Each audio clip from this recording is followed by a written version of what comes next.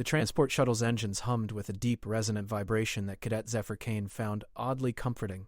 It reminded her of the low-frequency rumbles that preceded the massive thunderstorms back home in Oklahoma, those wall clouds that would build on the horizon like purple mountains before unleashing their fury across the plains. She pressed her palm against the small viewport, watching as the Galactic Defense Academy grew larger against the star-speckled backdrop of space. The academy was impressive, she had to admit. A massive structure that looked like someone had taken a dozen different architectural styles from across the galaxy and somehow made them work together in harmony. Crystalline spires from the Zephyrian homeworld caught in refracted starlight, while the organic flowing curves of Aquarian bioarchitecture seemed to breathe with life. Human engineering was there too, she noticed with a small smile. Clean lines and practical functionality that spoke of a species that had learned to build things that lasted through anything nature could throw at them. "First time seeing the academy?" asked a voice from the seat beside her. Zephyr turned to see a young Altarian cadet, his silver skin gleaming under the shuttle's artificial lights. His large, multifaceted eyes regarded her with what she was learning to recognize as the standard mix of curiosity and condescension that most alien species showed toward humans. "Yes," Zephyr replied simply, not bothering to elaborate. She'd learned during her journey from Earth that the less she said about her background, the better. Most aliens assumed humans were a peaceful, fragile species that had somehow stumbled into galactic civilization through luck rather than merit. Let them think that for now. "I'm Carix of the Third Spiral," the Altarian continued, apparently taking her brevity as shyness. "Engineering track specializing in quantum harmonics. And you are?" "Zephyr Kane." "Tactical operations." Carix's expression shifted slightly, and Zephyr caught the brief flicker of surprise. Tactical Operations was considered one of the most demanding programs at the Academy, requiring split-second decision-making under extreme pressure, spatial awareness that bordered on the supernatural, and the ability to coordinate multiple moving parts in chaotic environments. Most species considered it beyond human capabilities. "That's ambitious," Carrick said carefully. "I hope you've prepared yourself for the challenges." The program has a 97% washout rate for most species, and from what I understand, humans have some physical limitations that might make it particularly difficult. Zephyr turned back to the viewport, watching as the Academy's docking bays came into view. "We'll see," she said. The shuttle docked with a soft thump that barely registered through the artificial gravity systems, and soon Zephyr found herself in the Academy's main processing center, surrounded by beings from dozens of different worlds. She recognized most of the major species from her pre-departure briefings. The towering Drakmari with their reptilian features and natural armor plating, the graceful Etherians who seemed to float rather than walk, the insectoid hive minds who moved with perfect coordination, and dozens of others. What struck her most was how stable they all seemed. Oh, they were diverse in appearance and ability, but there was something fundamentally similar about the way they carried themselves. They moved with the confidence of beings who had evolved on worlds that made sense, where the weather followed predictable patterns, where natural disasters were rare, manageable events rather than weekly occurrences. Earth, Zephyr reflected as she queued up for her housing assignment, was not a world that made sense. While other planets had climate systems that operated like well-oiled machines, Earth was like a temperamental beast that could shift from calm to violent in minutes. Humans had evolved not just to survive in that chaos, but to thrive in it. They had learned to read the subtle signs of atmospheric pressure changes, to predict where lightning would strike, to feel in their bones when the wind patterns were shifting towards something dangerous. And some humans like Zephyr's family had gone one step further. They had turned those survival skills into sport. "Name?" asked the processing clerk, a Vorthak whose tentacled appendages danced across multiple control surfaces simultaneously. "Zephyr Kane, Human Tactical Operations Track." The clerk's tentacles paused for just a moment. "Tactical operations? Are you certain? I have several other programs that might be more suitable for your species' capabilities." "I'm certain." The tentacles resumed their dance, and Zephyr received her housing assignment, class schedule, and academy identification. As she gathered her belongings, she overheard a conversation from the next queue over. "Another human trying for TAC Ops," a Drakmari cadet was saying to his companions, his deep voice carrying clearly across the hall. "They never learn. Their reflexes are too slow, their spatial reasoning too limited. I give her 3 days before she transfers to cultural exchange or diplomatic studies." "That's generous," replied another voice, this one belonging to a Zephyrian whose crystalline features caught the light as she spoke. "I've seen humans in physical training.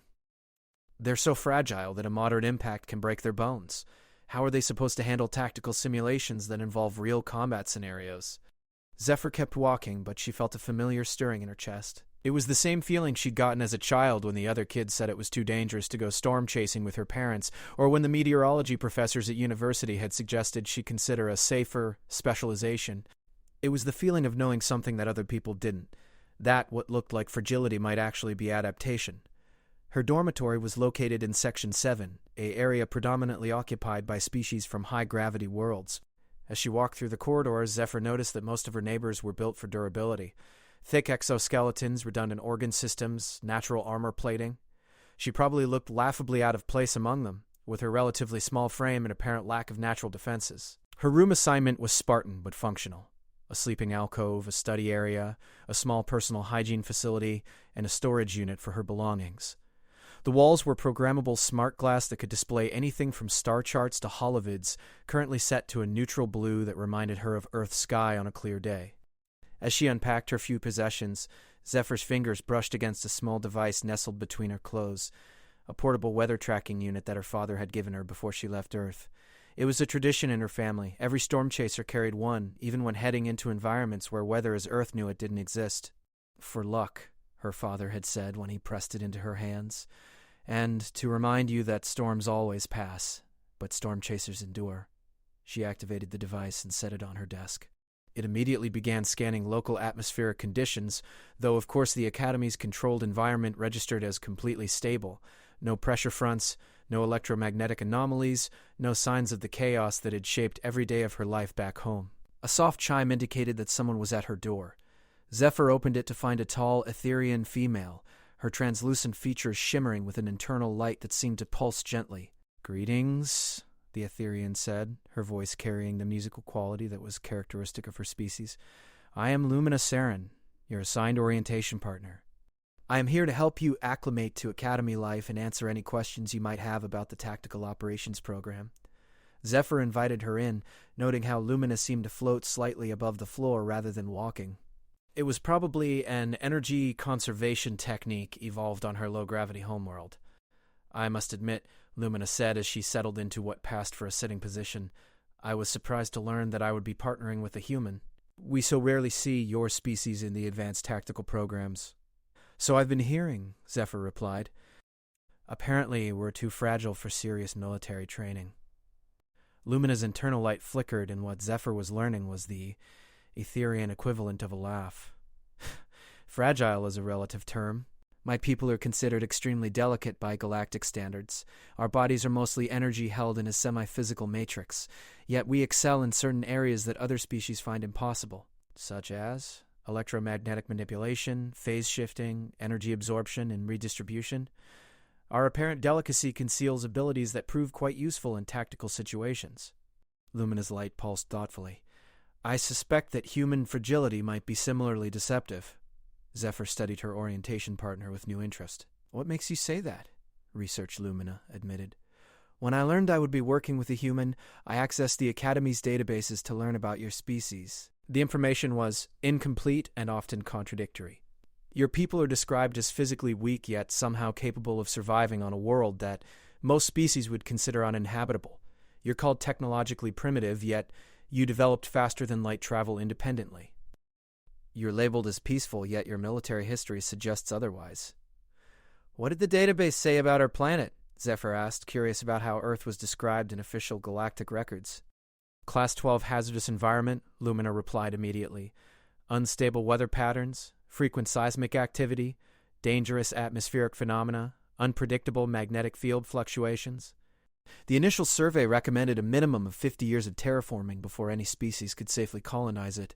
Then they discovered that not only was it already inhabited, but that the native species had thrived there for millennia." Zephyr smiled. "Earth's not really that dangerous once you learn how to read it." "Perhaps," Lumina said, her light pulsing with what seemed like amusement. "But the database also contains some interesting historical records. Something called storm chasing that I confess I don't fully understand." Before Zephyr could respond, an Academy-wide announcement echoed through the dormitory corridors. "All tactical operations cadets report to Simulation Chamber Alpha for orientation exercises. This is mandatory attendance. All tactical operations cadets to Simulation Chamber Alpha." Lumina rose from her position. It seems your first test begins now. Are you ready? Zephyr picked up her weather tracker and clipped it to her uniform. As ready as anyone can be for a storm. The corridors leading to Simulation Chamber Alpha were filled with cadets from various programs, but Zephyr quickly identified her fellow tactical operations candidates.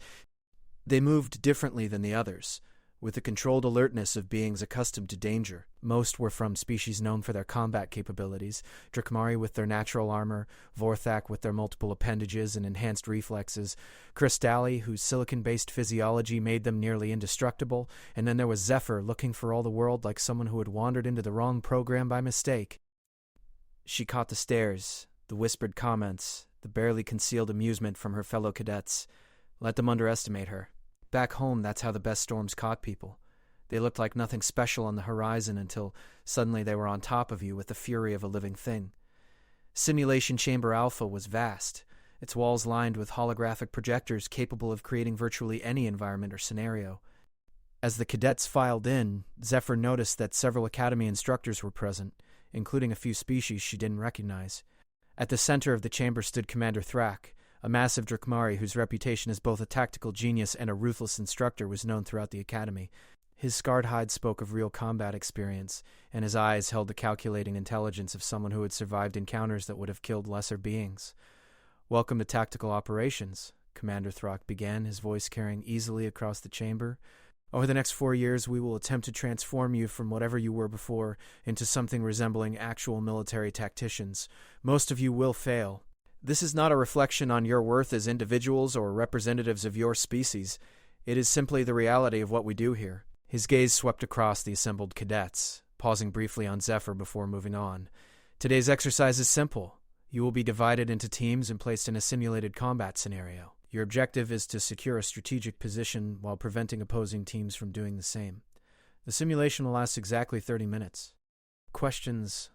A Vorthak cadet raised one of his appendages. What are the parameters of the simulation environment? You will discover that when the simulation begins. Adaptability is a core requirement of tactical operations. If you cannot function without complete information, you should leave now. No one moved. Excellent. Team assignments are being transmitted to your personal devices now. You have 5 minutes to meet with your teammates before the simulation begins. Zephyr checked her device and felt her stomach drop slightly. She was assigned to Team 7 along with 2 Drakmari cadets, a Crystalli, and a being from a species she didn't recognize, something that looked like a cross between a spider and a tree, with multiple limbs that ended in delicate manipulator appendages. Her teammates were already gathering near the chamber's eastern wall, and as she approached she could see their expressions clearly. They were not pleased with their human addition. "Great," muttered one of the Drakmari, a female whose scales held a greenish tint. "We get the fragile human." "Could be worse," replied the other Drakmari, this one with ritual scarring along his jaw ridges that marked him as coming from one of their military castes. "At least humans are supposed to be good at following orders." The Crystalli, whose body was composed of what looked like living diamond, simply stared at Zephyr with multifaceted eyes that reflected her image dozens of times over. The spider tree being introduced himself as Weaver Seth from the Dendron Collective and seemed genuinely curious about working with a human. "I am Karis," announced the female Drakmari. "I assume command of this unit." "On what authority?" asked the other Drakmari, whose scarring Zephyr now realized probably outranked whatever social position Karis held. "On the authority of my tactical training scores, Thurok," Karis replied smoothly. "Unless you'd prefer to waste time arguing while other teams prepare?" Thurok conceded the point with a gesture that Zephyr interpreted as grudging respect. "Acceptable." "Human, what are your capabilities?" Karis asked, turning to Zephyr. "I can adapt quickly to changing conditions," Zephyr replied. "I'm good at reading environmental patterns and predicting system behaviors. Vague but potentially useful. Diamond Child, your capabilities?" The Crystalli's voice was like wind chimes in a gentle breeze. "I am called prismatic. My body can absorb and redirect various forms of energy. I am highly resistant to physical damage." "Weaver Seth? Coordination of multiple simultaneous actions, rapid construction and modification of physical structures, enhanced pattern recognition across multiple sensory spectrums," the Dendron replied, his limbs weaving complex patterns in the air as he spoke. "And I am Karis of the 3rd Talon, trained in assault tactics and battlefield coordination." "Thurok?" "Heavy combat specialist. Demolitions. Close quarters battle. A serviceable team, Zephyr thought. Heavy hitters, a coordinator, an energy manipulator, and she could see the doubt in their eyes, the way they were already planning around her perceived weaknesses rather than potential strengths. Team 7, prepare for simulation launch, announced Commander Thrax's voice over the chamber's communication system. The world dissolved around them. When reality reasserted itself, they were standing in what appeared to be an urban environment during some kind of natural disaster. Buildings swayed ominously, debris rained from the sky, and the ground beneath their feet shook with irregular tremors. In the distance, they could see other teams materializing in different parts of the simulated city. Earthquake scenario, Karis announced. Objective marker is showing 3 kilometers northeast. We need to... She was interrupted as a section of the building beside them collapsed, sending chunks of simulated concrete and twisted metal crashing toward their position. The team scattered, but Zephyr noticed something the others missed. The pattern of the debris fall wasn't random. The simulation was following actual physics, which meant... Wait, she called out as her teammates began to move away from their starting position. This isn't just an earthquake. Of course it is, Thurok said impatiently. Look around. Everything's shaking. No, look at the debris pattern. See how that building fell? The structural failure started from the top, not the bottom. And watch the way the smaller debris is falling. It's not straight down. As if to prove her point, a violent gust of wind caught a piece of fallen metal and sent it spinning through the air like a blade. It's a hurricane, Zephyr continued. The earthquake was just the secondary effect. We're dealing with a massive atmospheric storm system that's affecting seismic stability. Her teammates stared at her as if she'd spoken in an alien language, which she realized she probably had. None of their worlds experienced weather like this. How can you possibly know that? Karis demanded. Before Zephyr could answer, the simulation proved her right. The wind picked up dramatically, turning the falling debris into a horizontal storm of projectiles. Rain began to fall in sheets so thick that visibility dropped to mere meters, and the rumbling they had taken for continuing seismic activity revealed itself to be thunder that seemed to come from all directions at once. This was a storm that would have been rated Category 4 on Earth's hurricane scale, the kind of atmospheric monster that could level cities and reshape coastlines. For Zephyr, it was like coming home. We need shelter, Karis shouted over the wind. This is beyond what any species can handle in the open. But Zephyr was already moving, her body responding to instincts that had been honed through a lifetime of storm chasing. She could read the wind patterns, feel the pressure changes that indicated where the storm's eye was located, predict where the next lightning strike would occur based on the electromagnetic charge building in the air. This way, she called, leading her confused teammates toward what looked like certain death, directly into the storm's path. Are you insane? Thurok roared, but he followed anyway, along with the others. They trusted her now, whether they realized it or not, because she was the only one among them who moved like she belonged in this chaos. As they plunged deeper into the simulated hurricane, Zephyr felt a familiar exhilaration rising in her chest.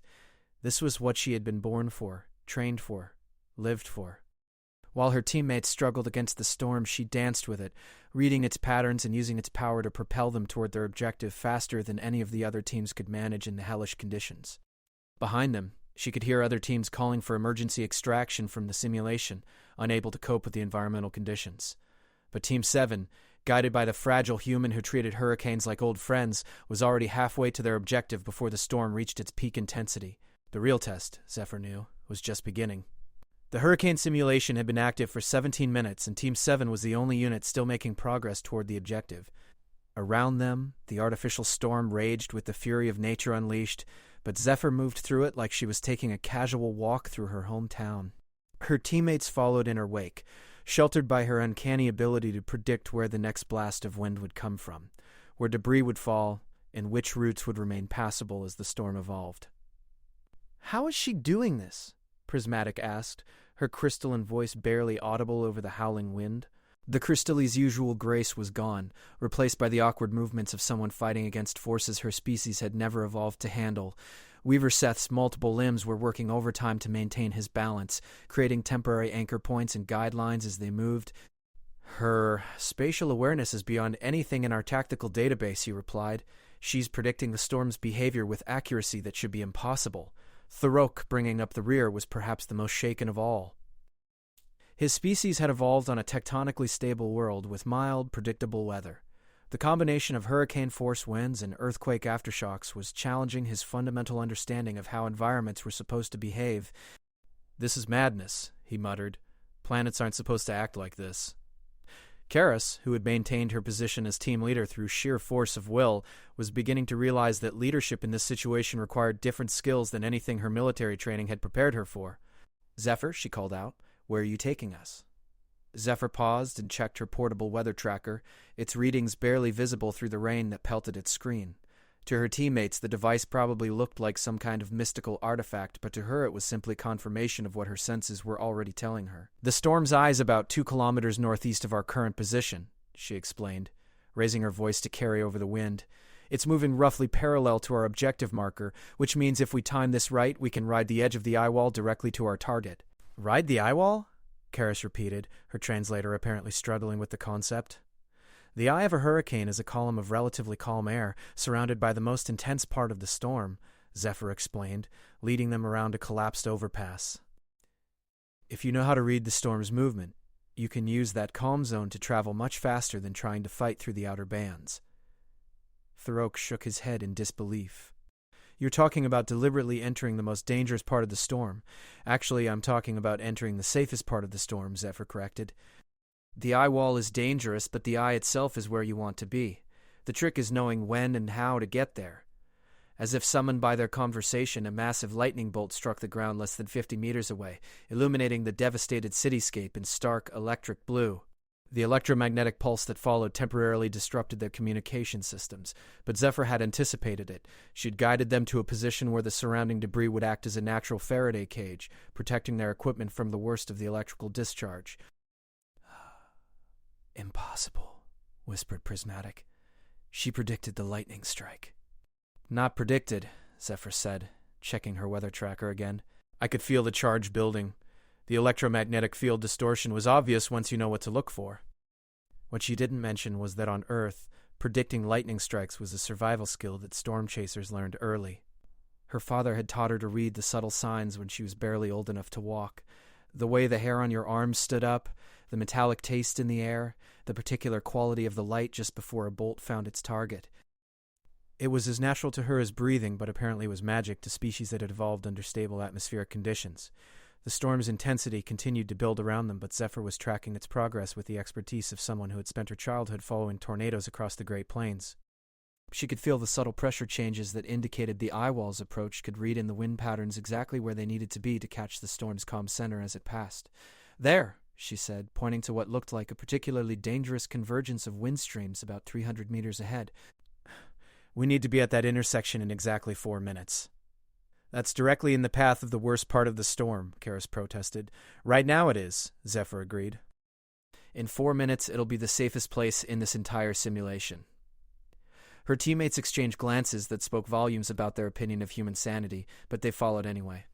They had little choice. Every other team had already called for emergency extraction, and the simulation would end in 12 minutes whether they reached the objective or not.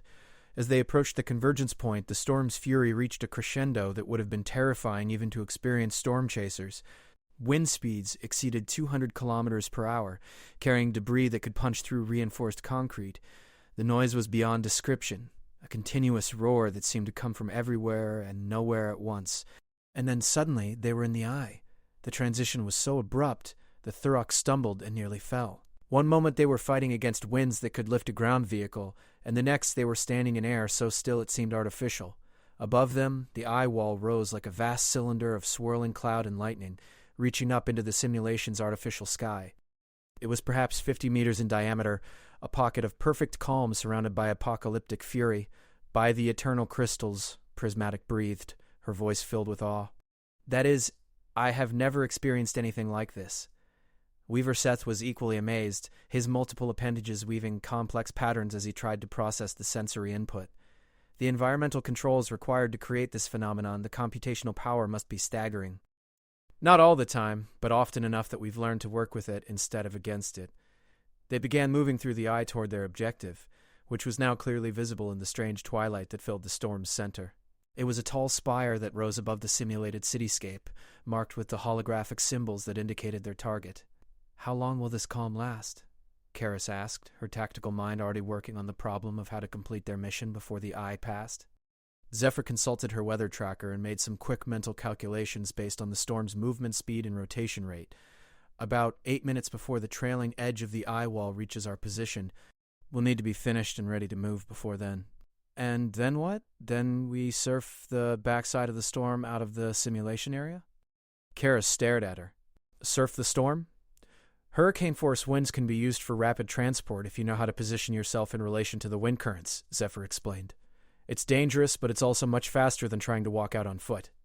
As they approached the objective spire, they encountered their first sign of opposition. Team 3, composed entirely of Vorthak cadets with their multiple appendages and enhanced reflexes, had somehow managed to establish a defensive position at the base of the structure. They had clearly been struggling with the storm conditions. Their usual coordination was disrupted, and they appeared to be barely maintaining their position. "Tactical problem," Karis announced. "We need to neutralize their position without alerting them to our approach." In normal conditions, the Vorthak team would have been nearly unbeatable in a direct confrontation. Their species' natural advantages in multitasking and rapid response made them formidable opponents in conventional tactical scenarios. But these weren't conventional conditions. Zephyr studied the enemy position with the same analytical approach she used to read storm patterns. The Vorthaks had positioned themselves in what would normally be an excellent defensive location, but they clearly didn't understand how the storm's movement would affect their position over time. "They're in a wind shadow right now," she observed. "But in about 3 minutes, when the eye wall starts to move past their position, they're going to be hit by downslope winds that will make their current location untenable." "Downslope winds?" Thurek asked. "Air currents that flow down from the eye wall create powerful downdrafts," Zephyr explained. "If you're caught in the wrong position when they hit, they can literally slam you into the ground." Karis was beginning to smile with the expression of someone who saw opportunity in chaos. "Can you predict exactly when and where these downdrafts will occur?" "To the second," Zephyr confirmed. What followed was unlike any tactical engagement in the Academy's recorded history. While the Vorthak team focused on maintaining their defensive perimeter, Team 7 positioned themselves to take advantage of the storm's natural movement. When the downdrafts hit exactly as Zephyr had predicted, the defending team was scattered by winds they couldn't see coming, their careful coordination shattered by forces they didn't understand. Team 7 advanced through the chaos like ghosts, using the storm itself as both weapon and shield. Zephyr guided them through wind currents that would have been invisible to species that hadn't evolved to read atmospheric conditions, positioning each team member where they could be most effective while remaining protected from the worst of the environmental hazards. The Vorthak team, despite their natural advantages, found themselves fighting not just against Team 7, but against an environment that seemed to actively oppose them. Their enhanced reflexes meant nothing when they couldn't predict what was coming, and their coordination abilities were useless when the storm disrupted their communication and spatial awareness. Within minutes, Team 7 had secured the objective spire and activated the mission completion beacon. Around them, the storm continued its relentless advance, but they were ready for it now. "Extraction phase," Zephyr announced as the eye wall approached their position. "Everyone stay close and follow my lead exactly. No deviations, no hesitation." "Where are we going?" Prismatic asked, her crystalline form already beginning to resonate with the electromagnetic energy building in the approaching storm front. "Home," Zephyr replied, and led them directly into what looked like certain death. The transition from the eye to the eye wall was like stepping from a library into a war zone. The wind hit them with physical force, but Zephyr had positioned them precisely at the point where the storm's rotation would catch them and accelerate their movement, rather than trying to tear them apart. Her teammates experienced something that no member of their species had ever felt, the sensation of flying on hurricane winds, carried along by forces so vast and powerful that resistance was not just futile but counterproductive. It was terrifying and exhilarating in equal measure, a reminder of just how small they were in the face of natural phenomena that could reshape continents. But for Zephyr, it was like coming home. This was how she had learned to move through the world, not fighting against the chaos but dancing with it, using its power instead of opposing it, finding the calm spaces between the fury where skilled navigation could carry you safely through anything. They emerged from the storm simulation like surfers riding a perfect wave, deposited at the extraction zone with a precision that left the Academy's monitoring system struggling to understand what they had just witnessed. Commander Thrak was waiting for them as the simulation environment dissolved around them, his scarred features unreadable. The other teams that had called for early extraction were standing nearby, their expressions a mixture of confusion and disbelief. "Team 7, Commander Thrak announced to the assembled cadets. Completion time 28 minutes, 15 seconds. Mission objective secured with full team survival and no equipment losses." A murmur ran through the other cadets. In Academy history, no team had ever completed a Category 4 disaster simulation in less than 40 minutes, and most took over an hour if they completed it at all. Team 7 demonstrated advanced environmental adaptation, unconventional tactical thinking, and coordination abilities that exceeded projected parameters. Commander Throck continued, "This will be reflected in your evaluation scores." As the other cadets began to file out of the simulation chamber, several stopped to stare at Zephyr with expressions that were very different from the condescension she had received that morning. Word would spread quickly through the academy about the human cadet who had somehow turned a Category 4 hurricane into a tactical advantage. But Zephyr was already thinking about the next challenge, the next storm to ride. Because if there was one thing she had learned from growing up on Earth, it was that the weather never stayed calm for long. And in a galaxy full of species that had evolved under peaceful skies, someone who knew how to dance with tempests was going to be very valuable indeed. Karis approached her as they left the simulation chamber, her expression thoughtful. "Zephyr, I owe you an apology. When I saw a human on our team roster, I assumed you would be our weak link." "And now?" Zephyr asked. Karis glanced back at the simulation chamber where the hurricane was still raging for the next group of cadets. "Now I think the rest of the galaxy has seriously underestimated your species." The Rock, who was still looking slightly shell-shocked from the experience, nodded in agreement. "Where I come from, we have legends about beings who could command the weather itself. I always thought they were myths." "They're not myths," Zephyr said quietly. "They're storm chasers." As they walked through the academy corridors toward their next classes, Zephyr could feel the subtle shift in how other cadets looked at her. The whispered conversations that followed in her wake were no longer about human fragility, but about the small cadet who had somehow turned a natural disaster into a tactical victory. It was, she reflected, exactly how the best storms worked. They looked harmless on the horizon until they were close enough to show you what real power looked like. And Zephyr Kane, daughter of storm chasers and heir to a legacy of humans who hunted tempests for sport, was just getting started. 3 weeks after the hurricane simulation, Zephyr had become something of a phenomenon at the academy. Her tactical scores were consistently at the top of her class, but more importantly, she had developed a reputation for doing the impossible, turning environmental chaos into strategic advantage. Other cadets sought her out for study groups, and even some of the upper year students had begun asking for her insights on complex tactical scenarios. But with recognition came scrutiny, and not all of it was friendly. "Cadet Kane, report to Conference Room 7 immediately," announced the Academy's communication system as Zephyr finished her morning physical training session. The tone was neutral, but she had learned to read the subtle inflections that indicated whether a summons was routine or potentially problematic. This one was definitely in the problematic category. Conference Room 7 was located in the Academy's administrative section, an area that most cadets only visited when they were in serious trouble. As Zephyr walked through the corridors, she noticed the way other students stepped aside and whispered among themselves. Word traveled fast in a closed environment like the Academy, and apparently her summons had already become common knowledge. The conference room was larger than she had expected, with a curved table that could accommodate representatives from dozens of different species. Currently, it held only 4 occupants: Commander Thrak, who she recognized from her tactical operations classes, Administrator Vex, a tall Etheron whose translucent features gave nothing away, Dr. Keening, a Crystalli whose multifaceted eyes seemed to examine everything from multiple angles simultaneously, and someone she didn't recognize, a being whose species appeared to be some kind of hybrid between organic and mechanical components.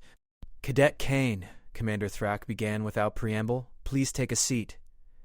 Zephyr settled into the chair indicated, noting how the room's acoustics seemed designed to make every small sound audible. It was probably a psychological technique designed to make students uncomfortable during disciplinary hearings. "Are you familiar with the Academy's policies regarding performance-enhancing modifications?" Administrator Vex asked, her musical voice carrying an undertone that suggested this was not merely an academic question. "I've read the handbook," Zephyr replied carefully. "Genetic modifications, cybernetic enhancements, and pharmaceutical augmentations are prohibited without specific medical exemptions." "And are you currently using any such modifications?" Dr. Keening inquired, her crystalline voice creating harmonic overtones that seemed to resonate through the room. "No, ma'am." The mechanical being, who had remained silent until now, activated what appeared to be a holographic display. "I am Chief Analyst Axiom," he announced, his voice carrying the precise modulation of artificial speech synthesis. "I had been reviewing your performance data from the past 3 weeks of training exercises." The holographic display showed a three-dimensional analysis of Zephyr's tactical simulations, with detailed metrics tracking her response times, decision-making patterns, and environmental awareness scores. The data was impressive. Your spatial awareness scores are 347% higher than the Academy baseline for your species, Axiom continued. Your environmental prediction accuracy exceeds 94%, which is considered theoretically impossible without technological assistance. Your stress response patterns show minimal elevation even under extreme simulated danger, suggesting either advanced psychological conditioning or pharmaceutical intervention. Zephyr studied the data, noting details that the analysts had probably missed. May I ask what the comparison baselines are based on? Standard human psychological and physiological parameters as established by the Galactic Medical Council, Dr. Keening replied. These benchmarks are derived from comprehensive studies of your species' capabilities across multiple population samples. How many humans were included in those studies? Zephyr asked. Administrator Vex consulted her personal display. Approximately 2,847 individuals from various human colonies in Earth itself. And what was the selection criteria for the study participants? There was a brief pause before Commander Throck answered. Random sampling from general population centers, with additional volunteers from academic and professional communities. Zephyr nodded slowly, beginning to understand the problem. Were any of the subjects from Earth's storm-chasing communities? The silence in the room was telling. What exactly is storm-chasing? Administrator Vex asked, her translator apparently struggling with the concept. A human recreational activity that involves deliberately pursuing severe weather phenomena, Zephyr explained. Hurricanes, tornadoes, severe thunderstorms, blizzards, basically any atmospheric event that most people would try to avoid. That sounds extremely dangerous, Dr. Keening observed. It can be, if you don't know what you're doing. But storm chasers develop specialized skills over time, enhance spatial awareness, rapid pattern recognition, stress tolerance, and the ability to make split-second decisions under extreme environmental pressure. Chief Analyst Axiom's display updated with new information. You are claiming that these abilities are learned rather than enhanced through technological means? They're inherited and learned, Zephyr corrected. Storm chasing has been a tradition in my family for 5 generations. My great-great-grandmother was one of the first people to successfully photograph the inside of a tornado. My parents met while chasing a Category 5 hurricane in the Gulf of Mexico. I've been reading weather patterns since before I could read books. Commander Thrack leaned forward, his scarred features showing genuine interest. Explain what you mean by reading weather patterns. Zephyr thought for a moment about how to translate concepts that were as natural to her as breathing into terms that beings from stable climate worlds could understand. Every atmospheric system has signatures. Pressure differentials, electromagnetic anomalies, temperature gradients, humidity variations. On Earth, these patterns change constantly and often violently. I would be so happy to... Storm chasers learn to interpret these signatures to predict when and where severe weather will develop, how it will move, and how it will evolve over time. And this knowledge translates to tactical applications? Administrator Vex asked. Any complex system with multiple variable inputs can be analyzed using similar principles, Zephyr replied. Weather systems, tactical scenarios, economic markets, social dynamics, they all involve pattern recognition, predictive analysis, and adaptive response strategies. Dr. Keening's crystalline form pulsed with what Zephyr was learning to recognize as deep thought. Are you suggesting that your performance advantages are the result of environmental conditioning rather than genetic or technological enhancement? I'm saying that humans from Earth's storm-chasing communities represent a specialized population that wasn't included in your baseline studies, Zephyr said. We're not enhanced, we're adapted. Chief Analyst Axiom's display began showing new calculations. If we adjust the baseline parameters to account for this specialized population subset, Cadet Kane's performance metrics fall within acceptable ranges for human capability. The room fell silent as the administrators processed this information. Zephyr could almost see the gears turning in their minds as they realized the implications. If humans from certain Earth communities possessed capabilities that exceeded standard galactic assessments, what did that mean for their understanding of human potential in general? Cadet Kine, Commander Thrax said finally, you mentioned that storm chasing has been a family tradition for 5 generations. Are there others like you in the Academy? Not in my program, Zephyr replied. But I know there are other humans at the Academy from Earth's storm-chasing regions. We tend to gravitate toward programs that involve risk assessment and rapid decision-making. How many humans on Earth engage in storm chasing? Administrator Vex asked. Actively, probably around 50,000. But millions more live in regions where severe weather is common enough that some level of storm awareness is necessary for survival. The administrators exchanged glances that spoke volumes about their reassessment of human capabilities. Dr. Keening was the first to speak. This information suggests that the Galactic Council's evaluation of human potential may be significantly incomplete.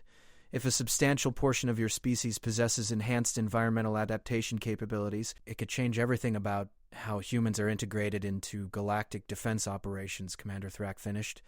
Chief Analyst Axiom's display showed complex projections and statistical models. Preliminary analysis suggests that humans with storm-chasing backgrounds would be ideal candidates for tactical operations in unstable environments, rapid response scenarios, and situations requiring adaptability to unknown conditions, which describes approximately 90% of actual combat situations, Administrator Vex observed. The implications were staggering. For decades, humans had been relegated to support roles in galactic military operations, considered too fragile and too slow for frontline tactical positions. But if a significant portion of Earth's population possessed capabilities that rivaled or exceeded other species' enhanced abilities, Cadet Kane, Commander Thrak said, I'm going to ask you to do something unprecedented. I want you to design a training scenario that will test other cadets' ability to adapt to Earth-normal environmental conditions. Zephyr felt a familiar stirring in her chest, the same excitement she got when she spotted a particularly promising storm system on the horizon. What kind of parameters are we talking about? Full environmental chaos, Administrator Vex replied. Multiple simultaneous weather phenomena, unpredictable terrain changes, electromagnetic interference, seismic activity, everything that makes Earth's surface environment so challenging for other species. You want me to create a simulation of a normal Tuesday in Oklahoma? Zephyr said, unable to keep the amusement out of her voice.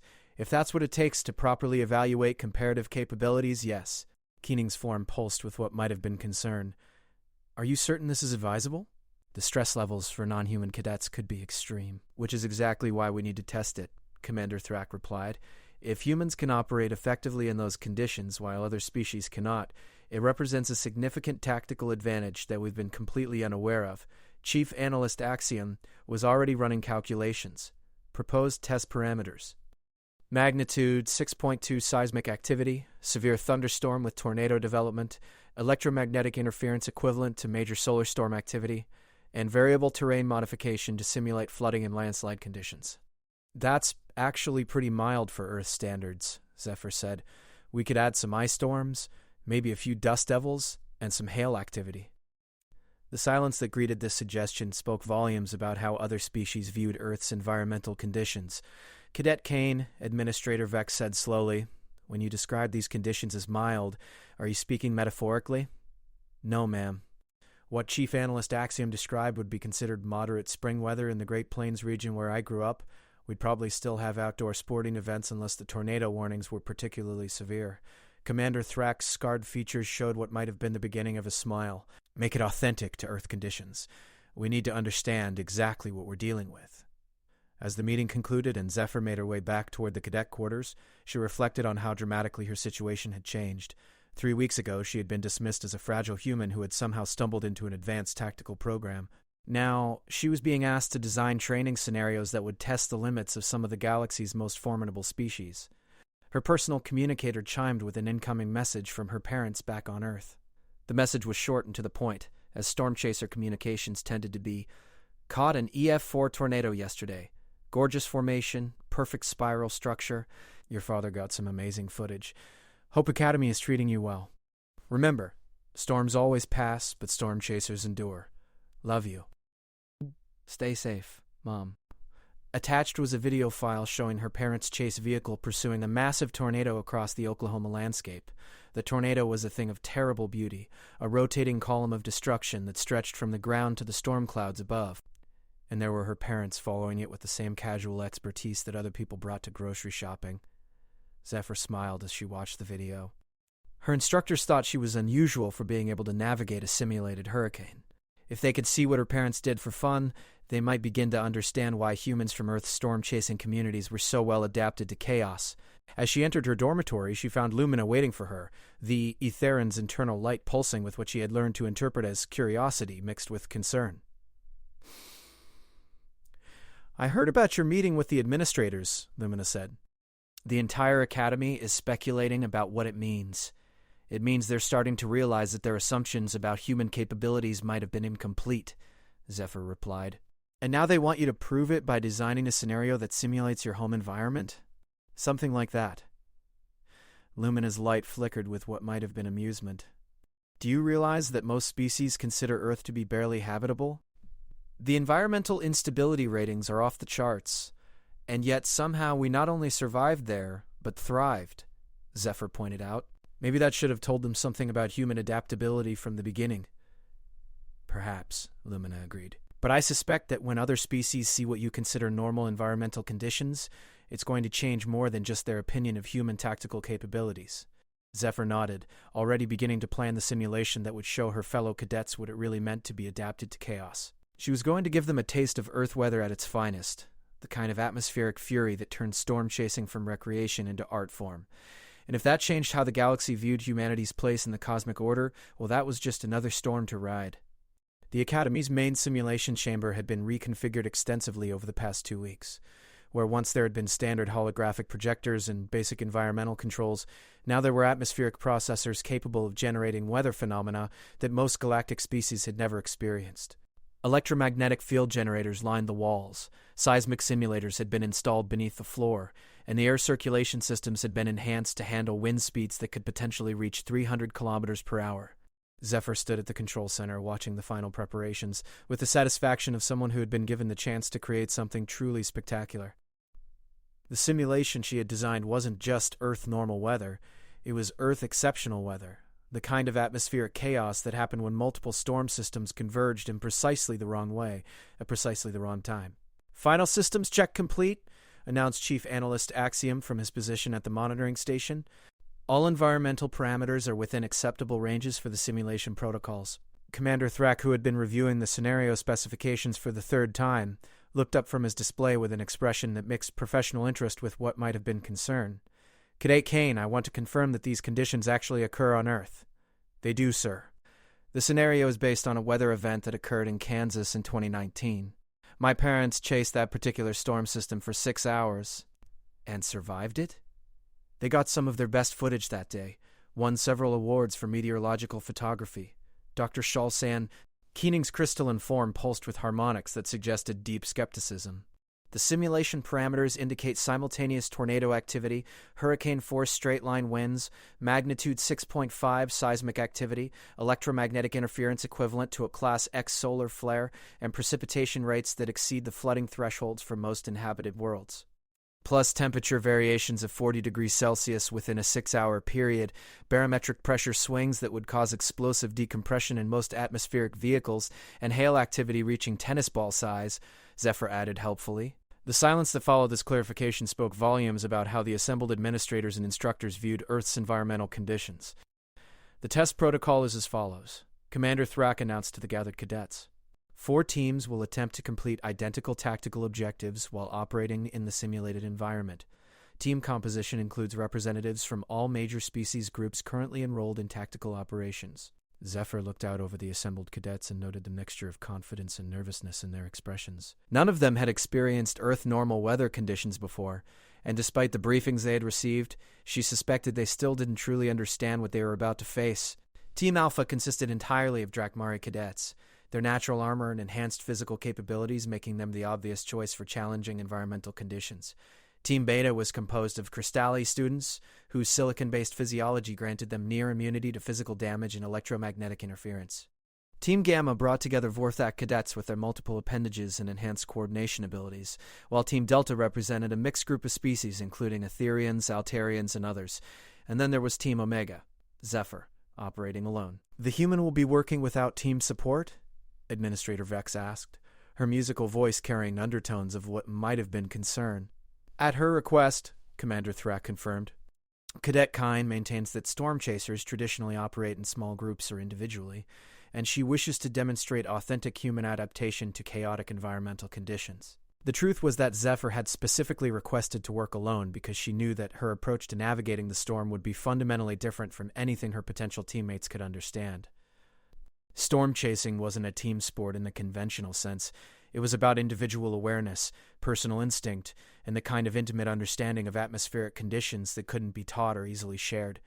Simulation parameters will be activated gradually, Chief Analyst Axiom announced. Initial conditions will begin at Category 1 hurricane equivalency and build to full intensity over a 30-minute period.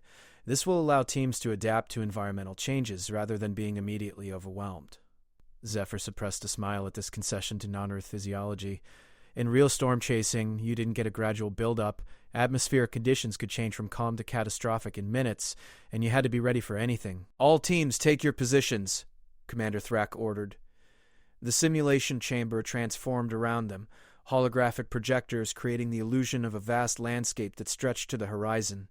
They were standing in what appeared to be the middle of the North American Great Plains, with relatively flat terrain broken by occasional farmsteads, roads, and scattered patches of forest. Above them, the artificial sky began to show the first signs of developing weather, high cirrus clouds that spoke of atmospheric instability to anyone who knew how to read them. The objective markers appeared as red indicators scattered across the simulated landscape, each one representing a tactical goal that needed to be secured before the simulation ended. The teams would need to cover significant ground while dealing with whatever the environment threw at them. Simulation commencing, announced the control system. Current conditions, light winds, scattered clouds, temperature 22 degrees Celsius. To the alien teams, it probably looked like perfectly pleasant weather, but Zephyr was already reading the subtle signs that spoke of atmospheric chaos building beyond the visible horizon. The wind patterns weren't random. They showed the characteristic rotation that indicated a developing mesocyclone. The cloud formations had the anvil tops that meant severe convective activity was beginning. Even the quality of the light was wrong, carrying that particular green tint that experienced storm chasers associated with dangerous weather development. Team Alpha moved out first, their Drakmari confidence evident in their steady, ground-eating pace. They were heading directly toward the nearest objective marker, apparently assuming that the key to success was speed and determination. Team Beta followed a similar strategy, though their crystalline physiology allowed them to move with a gliding motion that looked almost effortless. Team Gamma took a more methodical approach, with their enhanced coordination allowing them to maintain tight formation while sweeping the area for potential threats. Team Delta spread out to cover more ground, relying on their mixed capabilities to handle whatever challenges arose. Zephyr checked her weather tracker and started moving toward what looked like the most dangerous part of the developing storm system. Cadet Kine appears to be heading in the wrong direction, observed Dr. Friesen, keening from the control center. No, Commander Thrak replied, watching Zephyr's movement patterns with growing interest. She's heading exactly where she needs to be. Watch the atmospheric development in that sector. As if responding to his words, the simulation's weather began to intensify. What had been light winds became steady breezes, then increasingly strong gusts. The scattered clouds began to build into towering cumulus formations, their tops spreading into the characteristic anvil shapes that warned of severe convective activity. And the other teams, focused on their immediate objectives, didn't see it coming. Team Alpha was the first to encounter serious weather as a sudden downburst of wind and rain caught them in open terrain. Drakmari physiology was adapted for combat, not for dealing with 60-km/h winds carrying horizontal rain that reduced visibility to mere meters. They pressed forward through sheer determination, but their progress slowed dramatically. Team Beta fared better initially, their crystalline bodies largely immune to the rain and moderate wind, but as electromagnetic activity began to build in the storm system, their silicon-based physiology made them natural lightning rods. The first major electrical discharge that struck nearby sent harmonic vibrations through their bodies that disrupted their coordination and communication systems. Team Gamma's multiple appendages, normally an advantage in tactical situations, became a liability as the wind increased. Their enhanced coordination meant nothing when atmospheric conditions made it impossible to maintain stable footing, and their communication systems were overwhelmed by the electromagnetic interference that accompanied the building storm. Team Delta's mixed composition initially seemed like an advantage, but as conditions worsened, it became clear that their diversity was also a weakness. Each species adapted differently to the environmental stress, and their attempts to coordinate became increasingly difficult as the storm intensified. Meanwhile, Zephyr was moving through the developing chaos like she was taking a casual walk through her neighborhood. She had positioned herself to take advantage of the wind patterns, using the atmospheric flows to increase her speed rather than fighting against them. When lightning began to strike, she was always in positions that offered natural protection from electrical activity. As the rain intensified to tropical storm levels, she found sheltered routes that kept her dry while maintaining progress toward her objectives. How was she doing that? asked one of the monitoring technicians, watching Zephyr's progress on the tracking display. "She's reading the weather," Commander Thrak replied. "She's predicting where the storm will be strongest and positioning herself accordingly." The storm continued to build, following the parameters that Zephyr had programmed into the simulation. Temperature began to drop as the system pulled in cold air from the upper atmosphere. Barometric pressure started falling rapidly, creating the physical discomfort that warned of approaching severe weather. And then the real show began. The first tornado formed about 10 kilometers from Team Alpha's position, a thin funnel that dropped from the storm clouds and began its characteristic dance across the landscape. To the Drakmari cadets, it probably looked like some kind of atmospheric weapon designed specifically to destroy anything in its path. In reality, it was just Tuesday afternoon weather in the American Midwest. "Tornado activity detected," announced the simulation's warning systems. "All teams advised to take appropriate shelter measures." But where exactly did you take shelter from a tornado when you were in the middle of open terrain? The alien teams had no frame of reference for this kind of threat. Their homeworld simply didn't produce atmospheric phenomena capable of generating wind speeds exceeding 400 kilometers per hour in a focused column. Team Alpha tried to outrun the tornado, a strategy that worked briefly until the storm system began producing multiple vortices simultaneously. Team Beta attempted to power through the wind shear, their crystalline bodies resistant to physical damage but vulnerable to the electromagnetic anomalies that tornadoes generated. Team Gamma used their coordination abilities to maintain formation, but formation tactics meant nothing when the environment itself was chaotic enough to overwhelm any organized response. Team Delta simply called for emergency extraction when the third tornado formed in their operational area. Zephyr, monitoring the tornado development with the expertise of someone who had grown up around such phenomena, continued her methodical progress toward her objectives. She could read the atmospheric rotation patterns well enough to predict where new tornadoes would form, how long they would last, and which direction they would travel. To her, they weren't random disasters. They were predictable components of a larger weather system that operated according to comprehensible physical laws. When a tornado passed within 50 meters of her position, she took shelter in a small depression in the ground, lay flat, and waited for it to pass. When the electromagnetic activity reached dangerous levels, she positioned herself near metallic debris that would attract lightning strikes away from her location. When the wind speeds reached hurricane force, she used terrain features to create windbreaks that allowed her to continue moving. "This is impossible," Dr. Keening announced from the control center, her crystalline form pulsing with disbelief. "No single individual should be able to navigate these conditions. Watch her movement patterns," Chief Analyst Axiom suggested, highlighting Zephyr's path on the tactical display. "She's not fighting the environmental conditions, she's using them. Each change in position corresponds to optimal positioning for the next phase of atmospheric development." "She's predicting the weather," Administrator Vex said, her musical voice filled with something approaching awe. "She's anticipating environmental changes minutes before they occur." Commander Thrak nodded grimly. "Which means that everything we thought we knew about human capabilities in tactical situations has been fundamentally wrong." The simulation reached its designed peak intensity. Multiple tornadoes, hurricane-force straight-line winds, flooding rain, dangerous lightning activity, and electromagnetic interference that rendered most technology useless. The surviving alien teams had either called for extraction or taken shelter and were waiting for conditions to improve. Zephyr secured her final objective marker and began making her way toward the extraction zone, riding the storm winds with the same casual expertise her parents had shown in that video from Kansas. When the simulation ended, she was the only cadet to have completed all assigned objectives. The silence in the control center was profound as the gathered administrators, instructors, and monitoring staff processed what they had just witnessed. A single human cadet had outperformed teams of cadets from species renowned for their tactical capabilities, environmental adaptation, and physical superiority. And she had done it by treating Earth-normal weather conditions as if they were completely routine. "Cadet Kane," Commander Thrak said finally, "report to the control center for debrief." As Zephyr made her way out of the simulation chamber, she could feel the stares of her fellow cadets following her. The expressions on their faces ranged from disbelief to respect to something approaching fear.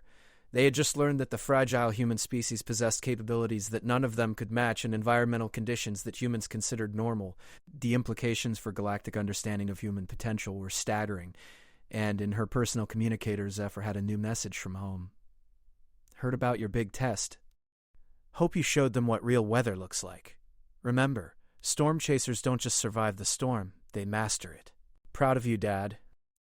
Attached was another video, this one showing a supercell thunderstorm that dwarfed anything the simulation had produced, with her parents pursuing it across the plains like hunters following their prey. Zephyr smiled as she headed toward what she suspected would be a very interesting conversation with Academy leadership about the future of human integration into galactic military operations. After all, they had only seen what one storm chaser could do. They hadn't yet learned what happened when humanity decided to hunt as a pack. 6 months after the Earth weather simulation that had fundamentally changed the Academy's understanding of human capabilities, Zephyr found herself in the most unexpected position imaginable. Training instructor for the newly created Environmental Tactical Operations Program. The irony wasn't lost on her that the species once considered too fragile for serious military consideration was now teaching advanced environmental adaptation to some of the galaxy's most formidable beings. The morning's class included a mix of upper-year cadets and even some junior instructors from various species, all struggling to understand concepts that came as naturally to Zephyr as breathing. She stood before a holographic display showing atmospheric pressure maps, wind current analyses, and electromagnetic field distributions, attempting to explain pattern recognition techniques that humans learned unconsciously while growing up on Earth. The key to reading atmospheric instability isn't just understanding individual weather phenomena, she explained to her attentive audience. It's recognizing how multiple systems interact and influence each other across time and space. Carax, the Altarian cadet who had questioned her capabilities on that first day, raised his hand. His attitude toward her had changed considerably since the simulation exercise. Instructor Kane, when you say across time, how far in advance can atmospheric conditions be predicted? That depends on the complexity of the system and the available data, Zephyr replied. I would be so happy. My father once predicted the development of a tornado outbreak 48 hours in advance based on upper-level atmospheric patterns. My mother holds the Academy record for long-range hurricane tracking. She followed a storm system for 11 days across the Atlantic Ocean. The mixed expressions of awe and disbelief from her students had become familiar over the past months. To beings from climatically stable worlds, the idea of predicting chaotic weather patterns days in advance seemed like magic. But how do you develop that level of environmental awareness? Asked Lumina, who had become one of Zephyr's most dedicated students despite her species' natural advantages in energy manipulation. Before Zephyr could answer, the Academy's emergency alert system activated, filling the classroom with a distinctive tone that indicated an actual crisis rather than a training exercise. All senior cadets and qualified instructors report to Command Center Alpha immediately, announced Commander Thrack's voice over the intercom. This is not a drill. Priority Alpha emergency protocols are now in effect. The classroom erupted in controlled chaos as cadets gathered their equipment and headed for the door. Zephyr had never heard the Academy activate Priority Alpha protocols before, but she understood that it meant immediate threat to galactic security. Class dismissed, she announced unnecessarily, since her students were already filing out. Continue practicing the atmospheric analysis exercises from today's lesson. The command center was a hub of frantic activity when Zephyr arrived. Holographic displays showed star charts, fleet positions, and streaming data from across the galaxy. At the center of it all, Admiral Korvax, the Academy's highest-ranking officer, was coordinating with military commanders from multiple systems simultaneously. "Ah, Cadet Kane," Commander Thrack called out as she entered. "Your timing is perfect. We have a situation that requires your particular expertise." He gestured toward a massive holographic display that showed a three-dimensional map of what appeared to be a planetary system. The third planet was highlighted in red, with warning indicators pulsing around its orbital position. "Colony World Kepler, 442C, Commander Thrack explained. Population, approximately 50 million beings from 14 different species. The planet is currently experiencing what their meteorological services are calling unprecedented atmospheric instability." Zephyr studied the data streaming across the display. Atmospheric pressure readings, wind speed measurements, electromagnetic field fluctuations, and temperature variations. What she saw made her whistle softly in appreciation. "That's not unprecedented atmospheric instability," she said. "That's a Class 5 supercell thunderstorm complex." Probably with tornado developments and severe hail activity, Admiral Korvax, whose reptilian features marked him as Drakmari, turned to face her with an expression of grim concern. "Cadet Kane, the colonial government is reporting wind speeds exceeding 300 kilometers per hour, electromagnetic activity that's disrupting all orbital communications, and atmospheric pressure variations that are causing structural failures across their major cities." "How long has this been going on?" Zephyr asked. 47 hours, Commander Thrack replied. "And it's getting worse. The colonial government has requested immediate evacuation assistance, but our transport fleets can't operate in those atmospheric conditions. Zephyr continued studying the meteorological data, noting patterns that would have been familiar to any storm chaser. They've got at least 3 separate supercell complexes that have merged into what we'd call a mesoscale convective complex. It's basically a giant atmospheric engine that's feeding on the temperature and humidity differentials across their continental landmass. Is there any way to stop it? Admiral Korvax asked. Stop it? No. But you can predict its behavior, navigate through it, and wait for it to exhaust itself. Zephyr manipulated the holographic controls to show the storm system's likely development over time. Based on the planetary atmospheric composition and surface topology, I'd estimate this system will maintain severe intensity for another 60 to 72 hours before beginning to dissipate. 62 hours, Admiral Korvax said grimly. Our evacuation estimates suggest that 12 million colonists could die from exposure, structural collapse, or related casualties in that time frame. The command center fell silent as the implications sank in. This Kepler 442c was one of the galaxy's most successful multi-species colonies, a showcase of peaceful cooperation and shared development. Losing millions of inhabitants to what humans would consider severe but manageable weather would be a catastrophe of unprecedented proportions. There might be another option, Zephyr said slowly, an idea beginning to form in her mind. Speak, Admiral Korvax ordered. The colonial government wants evacuation assistance because their transport systems can't handle the atmospheric conditions. But what if we send in a team that specializes in operating under exactly these conditions? Commander Thrak's scarred features showed immediate understanding. You're suggesting a human storm-chasing team. Not just any storm chasers, Zephyr said, her excitement building as the plan took shape in her mind. My parents' team, the Tempest Hunters, they're the most experienced severe weather specialists on Earth. They've operated in conditions that make this look like a spring shower. Admiral Korvax studied the atmospheric data with new interest. What would such a team be able to accomplish that our standard evacuation fleets cannot? Everything, Zephyr replied. Storm chasers don't evacuate populations. They coordinate disaster response from within the disaster zone itself. They can establish communication relays in electromagnetically active environments, set up temporary shelters that can withstand extreme weather, and most importantly, they can predict where the worst conditions will be so that evacuation efforts can be timed and routed accordingly. Dr. Keening, who had arrived during the briefing, pulsed with harmonics that suggested deep skepticism. You're proposing to send a small team of humans into atmospheric conditions that our most advanced technology cannot handle? I'm proposing to send specialists who have spent their entire lives learning to work with those atmospheric conditions instead of fighting against them, Zephyr corrected. Admiral Korvax was already interfacing with the command center's communication systems. How quickly could this team be assembled and transported to Kepler? 442c, the Tempest Hunters are already organized and equipped, Zephyr said. They maintain constant readiness for severe weather deployment. If we can get them transport to the system, they could be operational within hours of arrival. And the transport? Commander Thrak asked. That's where we get creative, Zephyr said, manipulating the holographic display to show Kepler 442c's orbital position. We can't land conventional ships in those atmospheric conditions, but storm chasers don't use conventional ships. We need atmospheric entry vehicles designed specifically for severe weather penetration. Admiral Korvax's expression suggested he was beginning to understand the scope of what Zephyr was proposing. Are you talking about modifying our military atmospheric assault craft? Better than that, Zephyr replied. Earth already has vehicles designed for storm penetration. Hurricane Hunter aircraft, tornado intercept vehicles, atmospheric research platforms, technology that's been refined through decades of operational use in the most chaotic environments imaginable. The holographic display updated with technical specifications as Chief Analyst Axiom accessed Earth's meteorological databases. Fascinating, his mechanical voice noted. Human atmospheric research vessels incorporate design elements specifically optimized for operation in extreme weather conditions, redundant control systems, electromagnetic shielding, pressure-resistant construction, and aerodynamic configurations that actually improve performance in high-turbulence environments. How long to modify our assault craft with these specifications? Admiral Korvax asked. 18 hours for basic modifications, another 12 for testing and crew familiarization. Commander Thrak estimated after consulting with the Academy's engineering staff.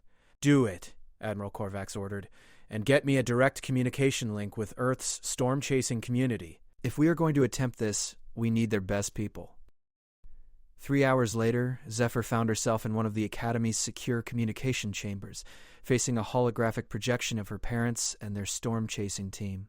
Sarah Kane looked exactly as Zephyr remembered, weathered features that spoke of a lifetime spent under open skies, eyes that held the particular alertness of someone accustomed to reading danger in cloud formations, and the confident bearing of someone who had survived encounters that would have terrified most people.